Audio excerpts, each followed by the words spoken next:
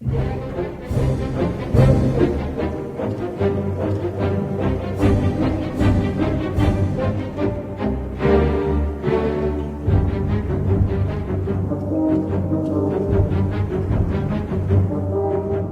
la HJUT 106.9, Cartografías Editoriales.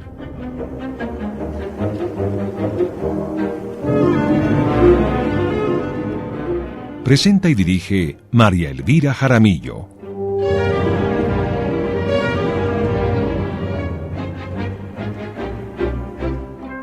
Una presentación de Siglo del Hombre Editores.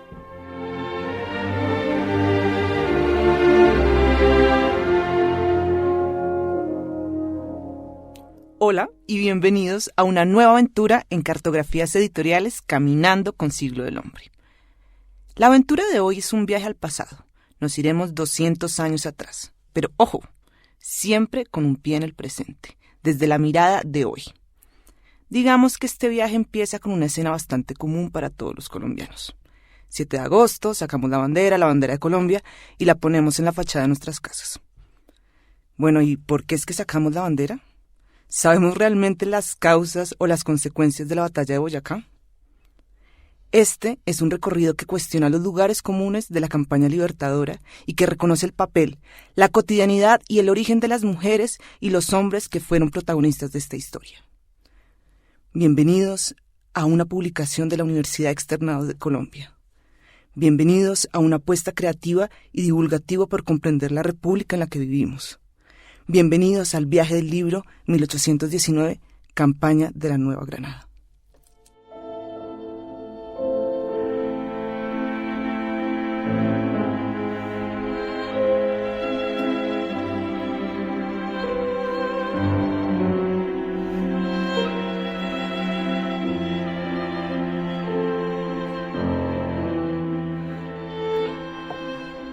Bueno, ¿y quién lidera este viaje?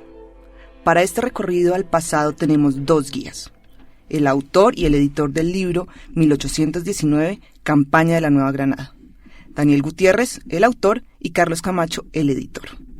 El recorrido de hoy lo guiarán 2 profesores de la Universidad Externado. Los 2 son historiadores de la Universidad Nacional sede de Medellín y los 2 son doctores en Historia de la Universidad París I. Pero más allá de la evidente similitud de su formación y de las instituciones de las que han hecho parte, a Daniel y a Carlos los une una meta común: los proyectos de divulgación donde la historia es pensada para todas las personas. Bienvenidos, Daniel, bienvenido, Carlos, ¿cómo estás? Muy bien, muchas gracias, María Elvira, un saludo a todos los oyentes. Gracias, María Elvira, por invitarme nuevamente a tu programa. Sí, porque Carlos repite, Carlos es autor de la casa. Bueno, empecemos. Daniel, tú como autor, cuéntanos a dónde nos van a llevar hoy y cuál es el proyecto de viaje del libro 1819, Campaña de la Nueva Granada. María Elvira, este es un viaje en 2 sentidos. Un viaje en el tiempo, porque como señalaste, el libro narra acontecimientos que tuvieron lugar 200 años atrás, pero es también un viaje en el sentido geográfico, porque es un viaje que propone el tránsito del altiplano neogranadino, actual provincia de Tunja y provincia de Santa Fe, a los llanos del Casanare, y desde los llanos del Casanare también hacia el altiplano. Pensando en la idea de proyecto que estaba detrás del libro, yo no sé si puede ser un proyecto, pero así salió. Yo diría que la escritura y la edición del libro terminó siendo como una especie de, estamos hablando de viajes, como una especie de luna de miel, diría yo, porque entre 3, ¿no? Porque muy interesante. Aquí no está el ilustrador, que es Santiago Guevara, y de verdad que fue un viaje. Pues yo no me he ido de luna de miel, ni lo tengo en mis planes, pero uno se imagina que es un viaje muy placentero, un viaje muy agradable, donde la gente se entiende y pasa muy bueno, y yo creo que ese fue el sentido y el proyecto de viaje detrás de este libro, y yo espero que eso se note, que lo noten los lectores cuando lo lean. Bueno, Daniel nos contó sobre el viaje, que es temporal y también es geográfico, sobre Colombia, pero también me gustaría preguntarle a los 2 el proyecto. O sea, este libro no es un libro cualquiera de historia. Este libro tiene una particularidad y un objetivo de divulgación muy específico. ¿Cuál era ese objetivo? Pues el objetivo es muy sencillo, es llegarle a la mayor cantidad de personas posible sin subestimar para nada a ese lector que nosotros no conocemos. Yo creo que la experiencia nuestra haciendo libros, escribiéndolos, editándolos, promocionándolos en los últimos años nos ha mostrado que hay una sed o un hambre de historia del público y lastimosamente no hay un puente entre, o digamos que hay muchos puentes por construir, más bien para ponerlo en términos positivos, entre ese público que quiere historia y las personas que están haciendo historia de alta calidad en este país.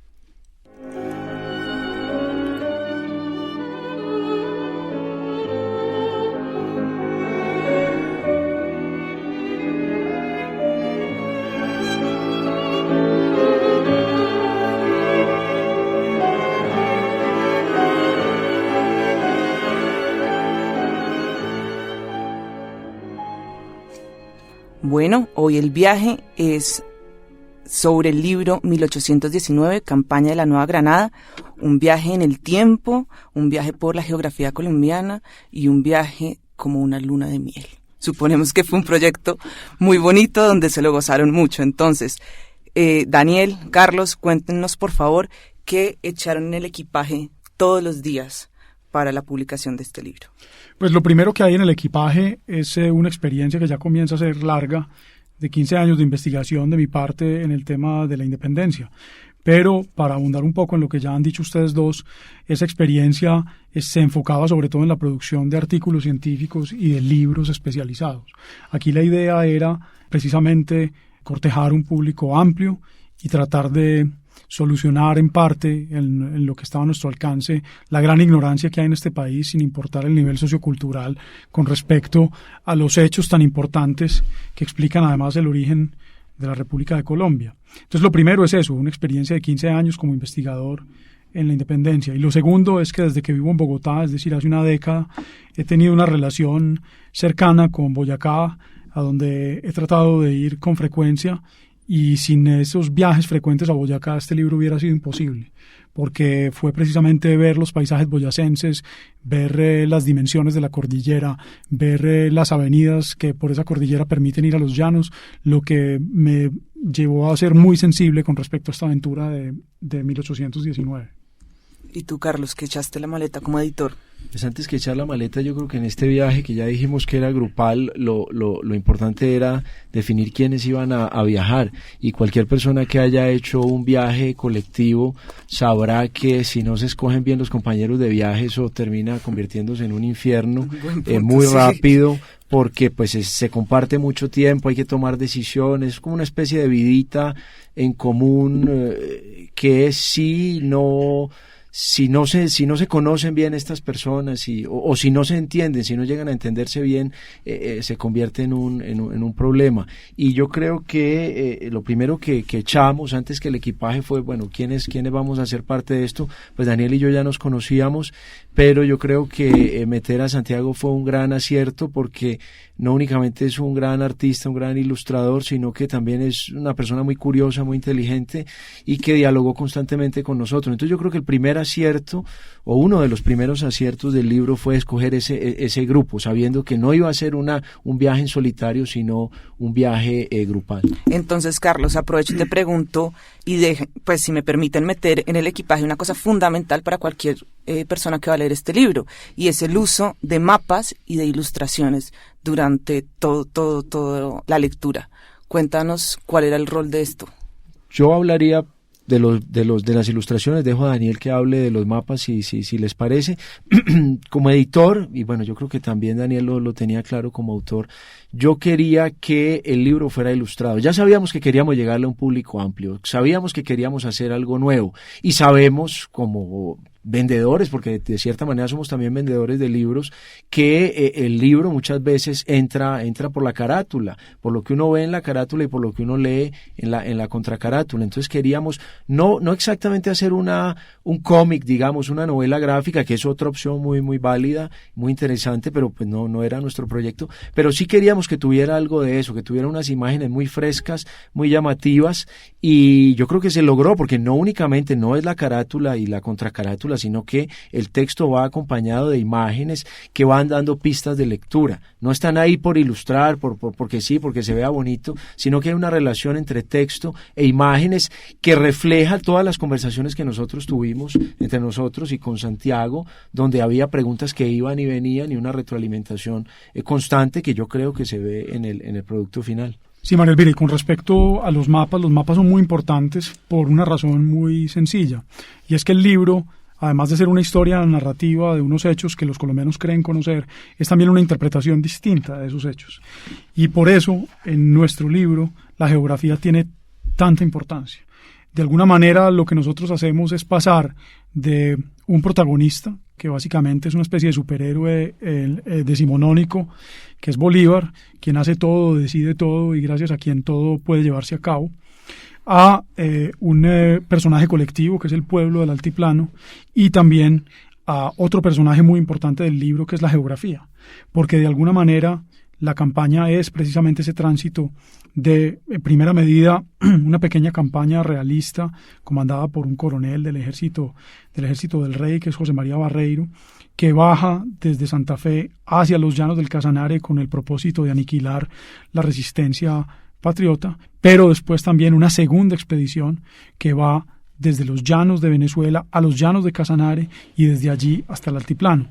Y esas expediciones se explican precisamente, la naturaleza de esas expediciones se explica precisamente por ese tránsito, que es un tránsito muy difícil, que está marcado por la altimetría, como se comprenderá, de pasar de más de 3.000 metros de altura por momentos a 800 metros de altura sobre el nivel del mar, pero también porque el momento escogido por los patriotas es el momento más difícil. Eso indica que uno de los protagonistas de la campaña es innegablemente la lluvia, y que la lluvia y el frío tienen una importancia fundamental.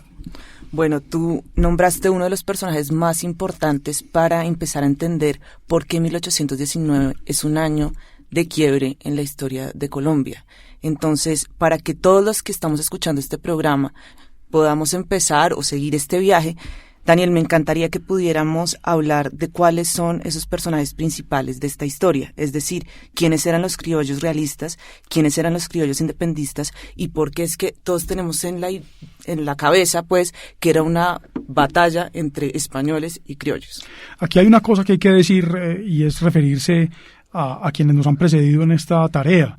Nosotros tenemos unos libros muy importantes sobre la campaña de 1819 y en general sobre la independencia, pero esos libros, como todo libro, están marcados por el momento de gestación. Entonces José Manuel Restrepo, cuando hizo su historia La Revolución, que publicó por primera vez en 1827, él era ministro del Interior de la República de Colombia y él estaba comprometido con una tarea de promoción de esa nueva república y de esa independencia.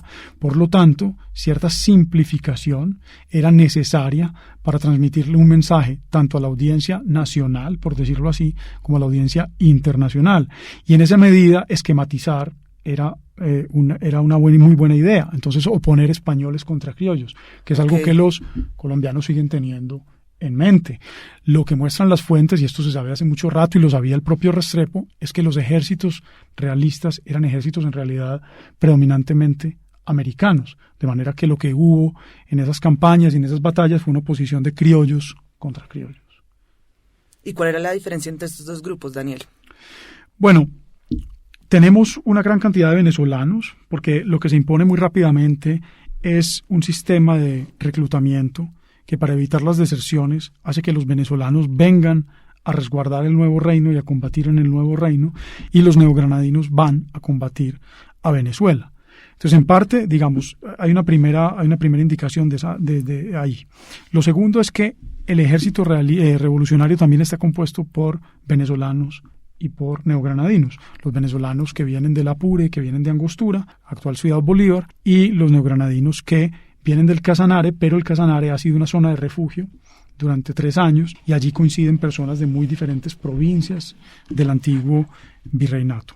Entonces, esa es una primera, digamos, un primer quiebre que propone el libro, y el segundo quiebre que propone el libro tiene que ver con realzar el papel del enemigo. En los relatos convencionales y en esos relatos eminentes a que me referí hace un instante, el enemigo no solamente es tachado de español y de peninsular, lo que constituye una grosera simplificación, sino que además el enemigo simplemente cumple el papel de antagonista. Y un antagonista en el que no se detienen las narraciones, son simplemente el brazo de una tiranía a la que hay que derrotar. Este libro se preocupó desde el comienzo por humanizar al enemigo. No puede ser de otra manera en una nación como la nuestra, que en los últimos 40 años ha vivido unos periodos de violencia terribles. Entonces era muy importante humanizar al enemigo. Y el enemigo está encarnado precisamente en este joven coronel español, José María Barreiro, una de cuya ilustración abre el libro y con cuya muerte se cierra el libro.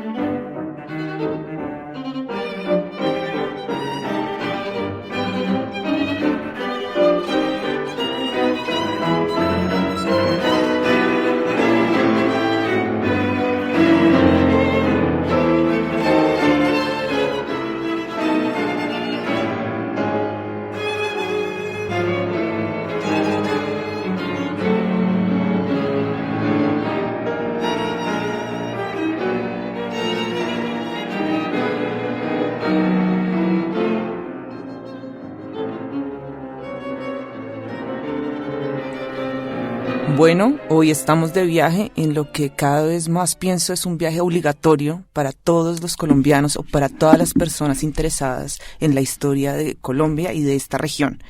Estamos en el viaje del libro 1819, Campaña de la Nueva Granada, publicada por la Universidad Externada de Colombia.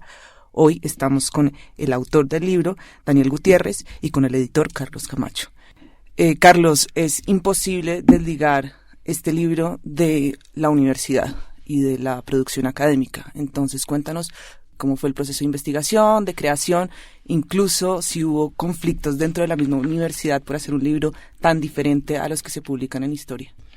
Mira, retomando la metáfora esta del viaje, que es pues como el eje de tu programa, yo diría que este es un viaje en contravía.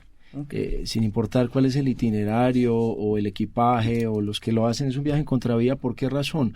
Porque esto tal vez el público general no lo sepa. Desde hace un tiempo, y estamos hablando ya más o menos unos 100 años, en historia se abandonó casi del todo la manera narrativa de escribir historia y se privilegió una manera más que podemos llamar más temática o más problemática, donde ya la cronología no tiene el protagonismo que tuvo, digamos, hasta principios del siglo XX. Entonces, retomando tu pregunta, que un libro que viene de la academia, que viene de la universidad, le apueste a un marco cronológico, a un esqueleto cronológico, eso es bastante atrevido. En la universidad no hubo ningún problema por ese lado, con la editorial no hubo problema. Fue un poco más difícil convencerlos de que queríamos unas ilustraciones, porque obviamente eso implica unos costos que normalmente no están, hay que pagar una carátula. Ilustraciones a color. Entonces, claro, de impresión y todo esto, pero digamos que el problema no fue muy difícil de resolver. Creo que la apuesta era muy sólida, pero quiero volver a eso. Normalmente el libro de historia que viene de la academia no se organiza en un orden cronológico, y a mí me parece como editor y como historiador que se ha hablado mucho de las virtudes, de todo lo que se ha ganado en historia cuando se abandonó la manera narrativa y se privilegiaron más bien las otras preguntas más grandes, digamos, lo cual estuvo muy bien, pero yo creo que no se ha hecho el balance de qué fue lo que se perdió en el momento en el que se dejó de narrar. Primero que todo, yo diría, se perdió el encanto, se perdió todo el potencial dramático que pueden tener historias, pues ni hablar de 1819, y se pierde también, me parece a mí, por mi experiencia investigativa, se pierde mucho del sentido de causalidad, de que si hay unos hechos que son anteriores a otros, pues yo creo que hay que organizarlo muy bien para saber qué ocurrió antes y ver si esa antelación en el tiempo se puede considerar causalidad o no. Yo creo que eso es muy interesante, no se hace mucho, y en 1819 yo creo que está más o menos bien hecho. Carlos, pero más allá de la apuesta de las ilustraciones o de los mapas que ya hablamos, es claro que cuando uno lee este libro se da cuenta que hay una apuesta por el uso del lenguaje y por la forma en la citación. Cuéntanos si eso fue una conversación entre los tres y fue modificándose en la medida que iba pasando el tiempo. Yo la verdad, se hablaron tantas cosas que yo creo que ya ni me acuerdo quién fue el que salió con la primera idea de qué. Yo creo que es mejor así, porque si no termino haciendo ahí el balance, no, es que vos te imaginaste esto y yo esto, no. Yo recuerdo que la idea inicial de la parte narrativa la tenía Daniel, muy probablemente ya tenía claro también que no iba a haber notas de pie de página, lo cual me parecía a mí perfecto. Lo que yo hice como editor fue traducir, digamos, un lenguaje académico a un lenguaje muy llano, muy accesible. ¿Por qué razón? No porque Daniel no se le entienda lo que escribe, sino simple y llanamente porque todos los que hacemos investigación y somos especialistas de un tema terminamos como en una especie de encerramiento, digamos, y consideramos que la gente, o creemos que la gente sabe de qué estamos hablando cuando no necesariamente es así. Entonces ahí es donde se necesita un editor, y yo creo que en el próximo paso en la edición académica, específicamente histórica en Colombia, es hacer eso, es no únicamente quedarnos en correctores de estilo que le digan a uno, mira, aquí le falta una coma, una tilde. No, un editor que tenga un criterio y que ayude al autor no únicamente a aplanar ese lenguaje si es el caso, sino también a tomar decisiones grandes, que si la apuesta es efectivamente cronológica, pues entonces vámonos hasta las últimas consecuencias y hagámoslo cronológico hasta donde sea posible. Una cosa que yo agregaría muy rápidamente es que esta labor de edición tuvo lo que se llama, creo que en marketing, no sé, un grupo focal que fue improvisado, que fueron mis estudiantes del externado, que no son estudiantes de historia, son estudiantes de restauración y de arqueología, de pregrado, de segundo semestre, que no son especialistas, y con ellos yo puse a prueba los primeros borradores editados y recibí mucha retroalimentación muy interesante, porque era el público que nosotros nos estábamos imaginando, pero aquí estaba en carne y hueso, y ellos hacían unas preguntas que a mí no se me habían pasado por la cabeza, que a Daniel no se le habían pasado por la cabeza, y yo creo que a ellos, si me están oyendo, les agradezco. Estoy seguro que ayudaron muchísimo a que el libro fuera lo que terminó siendo. Yo quisiera agregar algo con respecto a la metodología y al tipo de viaje que realizamos. Yo creo que este es un proyecto, sin proponérselo, terminó siendo un proyecto muy iconoclasta. Recuerdo lo que es iconoclasia con un ejemplo de 1819, justo cuando se supo el resultado de la batalla de Boyacá. Muchas personas en diferentes poblaciones del virreinato que habían tenido comprometimientos con el gobierno realista se apresuraron a sacar los retratos del rey y a quemarlos en las plazas públicas. Y esa iconoclasia se ha repetido en muy distintos momentos de nuestra historia. Por ejemplo, durante la violencia política de los años 40, los conservadores tomaban los bustos de Rafael Uribe y los tiraban al fango, por ejemplo. ¿Y por qué es que yo digo que este libro es iconoclasta? No solamente porque fue un libro que tuvo editor, que es una cosa rarísima, extraordinaria en nuestro medio, sino también porque nosotros nos atrevimos a retomar un periodo que parece intocable, que por alguna razón producía una especie de pánico entre los historiadores. Tan es así que en 1969 y 70, cuando se cumplieron los 150 años de la batalla de Boyacá, hubo unas publicaciones increíbles de documentos, pero se quedaron los documentos sin que nadie se atreviera, hasta que nosotros lo hicimos, a hacer una narración distinta sobre lo que había sucedido allí. Y es también iconoclasta nuestro viaje, porque nosotros proponemos una explicación distinta de los motivos que causaron el desplome del virreinato. Proponemos también como ya se vio, una jerarquía distinta de los actores, y porque, cosa de la que nosotros no fuimos muy conscientes en un principio, las ilustraciones de Santiago también son muy iconoclastas.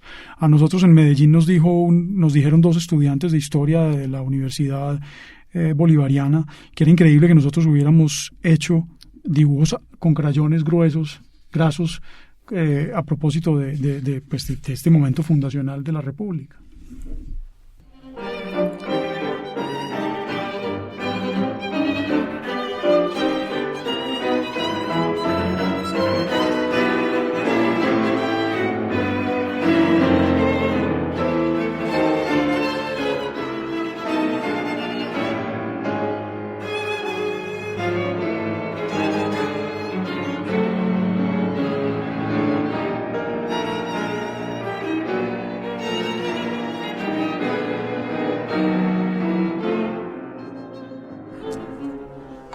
Bueno, hemos llegado aparentemente hoy al final de este programa sobre el libro 1819, Campaña de la Nueva Granada.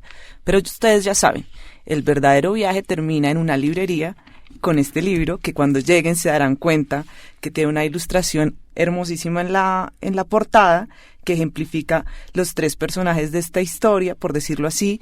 Se darán cuenta que es un libro muy breve, muy económico, entonces no hay disculpa para no terminar este viaje hoy. Yo quiero agradecer muy especialmente, porque más allá de que este libro a mí me ilustró muy bien sobre un acontecimiento de la historia de mi país, me hizo pensar la historia de una forma diferente. La historia como se va transformando a través del tiempo. Y creo que también me quedo con eso, Daniel y Carlos, con la idea de que un relato siempre se va a ver diferente desde el momento en que lo leemos. Entonces creo que este libro es la oportunidad para empezar a pensarse la república en la que vivimos hoy, y quiero agradecerles muy especialmente por eso y por estar hoy acá en este programa. Muchas gracias, María Elvira, por la invitación. Un saludo a todos los oyentes nuevamente. Gracias. Bueno, y para los que nos están escuchando, nos vemos en un próximo recorrido en un nuevo reto editorial.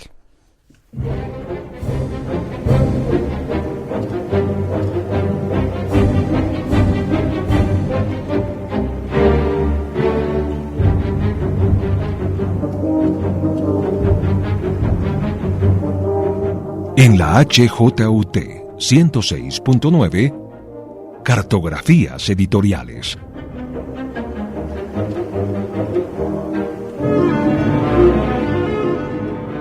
Presenta y dirige María Elvira Jaramillo.